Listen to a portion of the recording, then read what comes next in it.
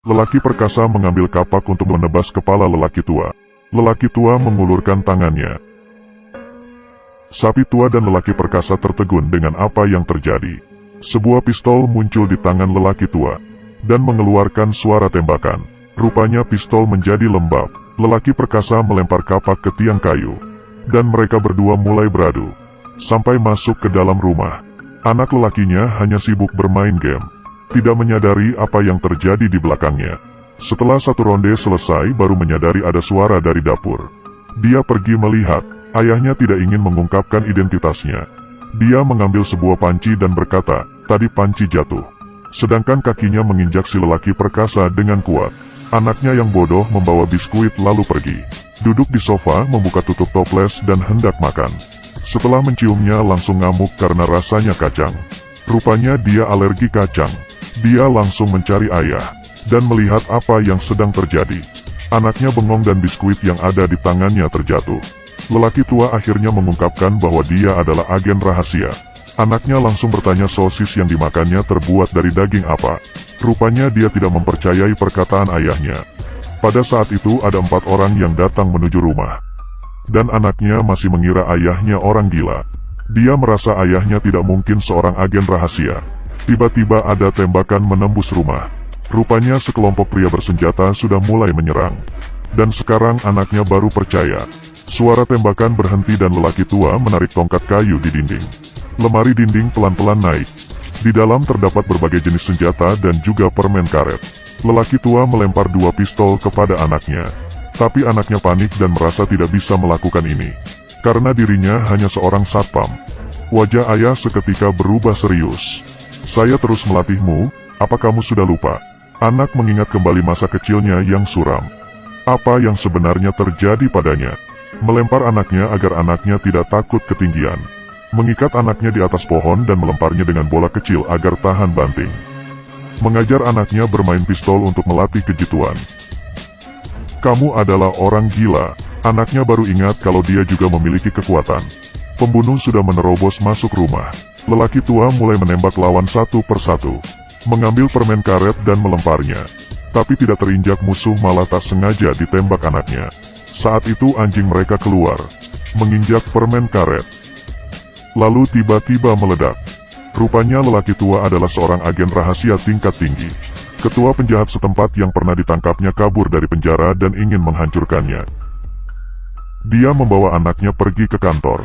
Baru membuka pintu dan sudah banyak jasad di lantai. Dia segera mengeluarkan pistol. Anggota mereka yang berada di ruangan semua tewas. Dia mencium kopi, rupanya di dalamnya ada racun. Baru keluar dari lift dan bahaya datang. Dia mendorong anaknya, lalu menendang lawan, dan menembak ke atas. Mengambil pistol dan interkom lalu mereka saling menembak. Dia masuk ke lift dan anaknya menyadari ayahnya tertembak. Lelaki tua menghubungi penjahat melalui interkom. Dan berkata dia pasti akan menghabisi mereka semua.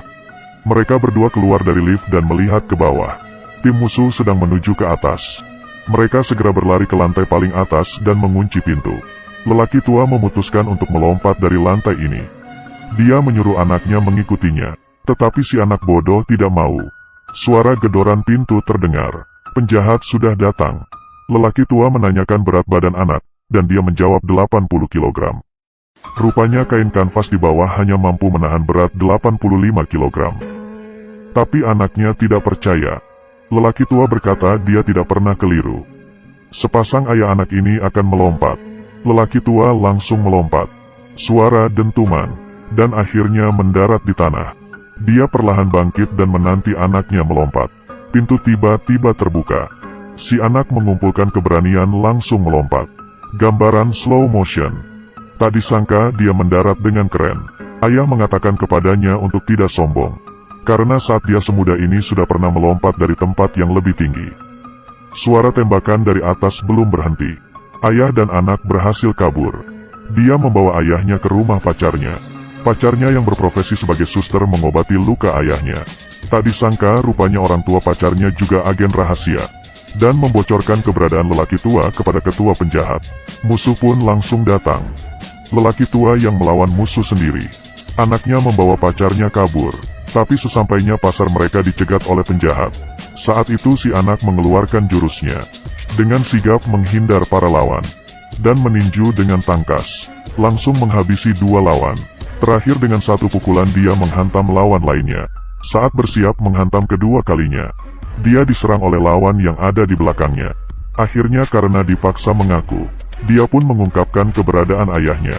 Tetapi dua orang musuh berhasil ditaklukkan ayahnya. Dan dari mereka dia mengetahui keberadaan anaknya. Membuka saluran pengairan bawah tanah dan mengambil senjata. Bergegas menuju stasiun tempat anaknya berada. Tetapi saat itu tubuh anak dan pacarnya telah dipasang bom. Kalau mereka berdua dipisahkan bom akan meledak. Dan bila dilepas bom juga tetap akan meledak.